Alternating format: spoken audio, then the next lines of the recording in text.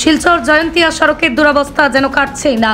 অল্প বৃষ্টিতেই ফের বেহাল হয়ে পড়েছে গুরুত্বপূর্ণ সড়কটি, বিশেষ করে বিহারা বাজার ও আশপাশের এলাকায়।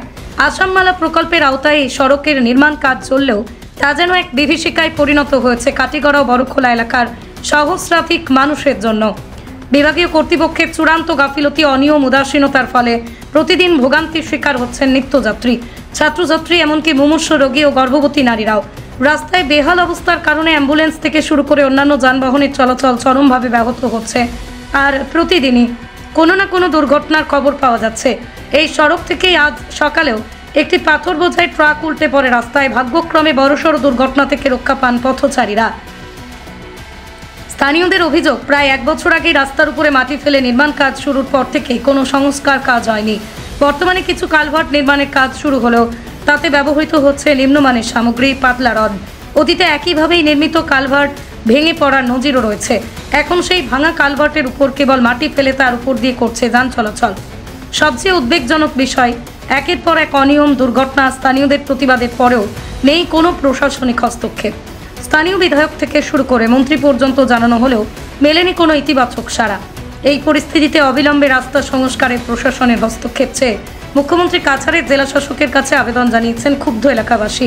রাস্তাঘাটের অসুবিধা, জয়ন্তিয়া সড়কের যে দুরবস্থা, গেছে বছর থেকে তারা আসামমালায় কাজ শুরু করছে, মাটি ফেলাইছে, কিন্তু তারা কাজ কোনো ভালোভাবে করলো না। আর ইদানিক বৃষ্টিপাত হয়েছে, হইয়া রাস্তার অবস্থা শোচনীয়। একটা বাচ্চা কাচ্চা স্কুল যার, কিন্তু মানে সুস্থভাবে যাইতে পারেন না।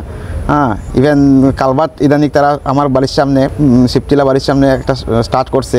এই ইদানিক তারা বর্ষার সময় তারা মনে পড়ছে যে ওখান তারা কালভার্টটা স্টার্ট করার, আস্তে শুকনা রয়ে গেছে, কিন্তু তখন তারা কালভার্ট স্টার্ট করছে না। কিন্তু এই কালভার্টের সামনে এমন দুরবস্থা, মানে একটা স্টুডেন্ট বা কেউ অসুস্থ হইলেও যাওয়া ক্ষমতা নাই। আজকে একটা দুর্ঘটনা হয়েছে আমার বাড়ির সামনে। একটা কি দুর্ঘটনা হয়েছে? টিপার একটা পাল্টি মারছে ডিউ টু কারণে, রাস্তার কারণে।